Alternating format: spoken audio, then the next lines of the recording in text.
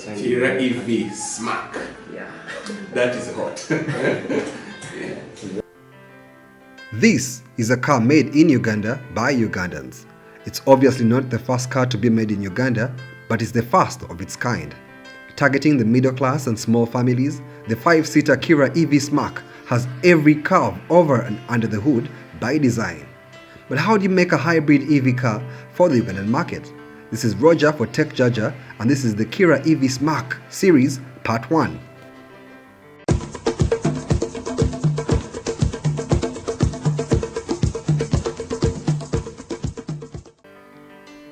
First was the petite green Kiira EV that we all know about, a simple all-electric power-driven car that had several limitations.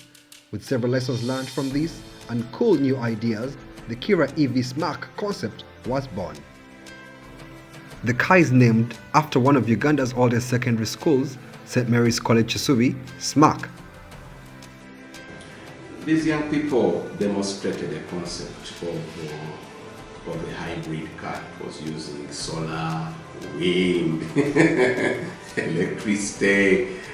It was an epic technology integration of that robot in there.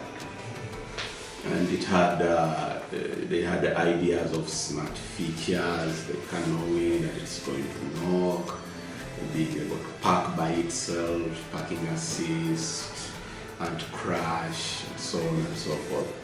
So we felt that as part of our programs for nurturing the next generation of science and technology innovators, we could invite this team. With lack of electric charging infrastructure in Uganda, now or in the immediate future, the team had to go back to the drawing board and come up with an EV that uses fuel as its power source. It's actually simple and straightforward system. The car is equipped with an internal combustion engine which serves as a generator which will use the energy from the fuel to run both the car and charge it at the same time. The idea, like every hybrid car, is to run on battery when in the city and in areas of high traffic jam and switch over to fuel when you need that extra speed for those long journeys. It's that simple. The idea behind the Kiira EV SMACK is to eliminate the user from having to charge the car. This is not your usual electric plug-in to charge vehicle. It is designed to be self-sustaining. So the user would just know, okay, I need to spend a few minutes at the petrol station, and as long as I've added fuel, I'm good to go. That also addresses the issue of rolling out the product. Because you don't have charging infrastructure in the country as yet. Putting charging infrastructure in place is also going to be a totally different dimension. The project will be massive. It will require an investment not only for the charging ports and where they will be positioned, But for a bigger process. but also more energy. Yet now we have oil. Yeah. Oil is coming.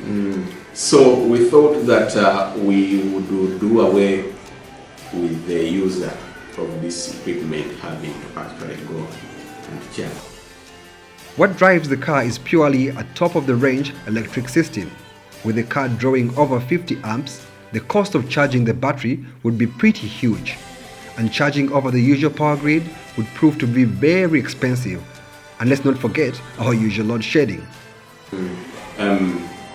Arguably, most of the people who use cars, office and back home, because that's the trend. Office, hang out, back home. You find that on average they cover 30 kilometers a day. So yes, you cover 30 kilometers a day. So if it's 80 kilometers, that battery bank is sizable. It's going to cost you a lot of money. But not only that, you will still need to be charging and so on. So we wanted a system which can take you, which can cover a longer range. So if you choose to go to Bundibudio in this car, you will get there as long as you have fuel. Meaning that people should still have the same duty. If I'm going to Bundibudio and I'm using this car, I should get there within the same time I would have gotten there using my ordinary car. It all starts with a dedicated team. When designing the Kiira EV SMACK, you can see that a lot of R&D was sunk into it. Every inch of this car screams teamwork. Designed, measured, carved and fabricated to precision. Most of the components of the car were locally made, and every step of making this car was a worthwhile milestone for the team. The first time you look at this car, the thing you'll notice is how rigid the body is. It's indeed not your average Japanese paperweight car. Some of the car's external design touches are to die for, from the cool spot rims on the tires, carved front and back with engravings of the crested crane that symbolizes Uganda's peaceful days. With a full tank of petrol, the Kiira EV SMACK was designed to drive up to 540 kilometers, with speeds exceeding 50 kilometers per hour. This particular vehicle, we are going to do a couple of tests on some of these trucks are there, because there are racing trucks around in the country. We have a racing track there, understanding the areas that they have. So we will test, but that is on the speed.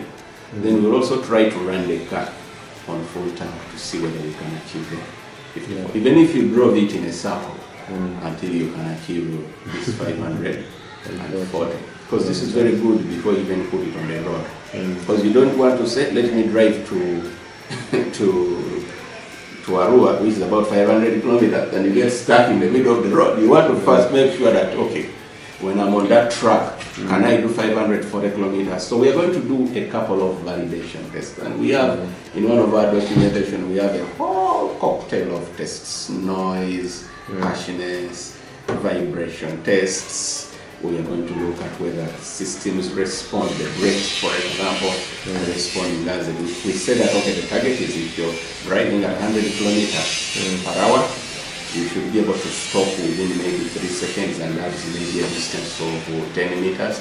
We would like to test all of that. Join us for part 2 of the Kiira EV SMACK adventure. Subscribe to our YouTube channel, like us on Facebook, and follow us on Twitter. This is Roger for Techjaja, and this is the Kiira EV SMACK Part 1.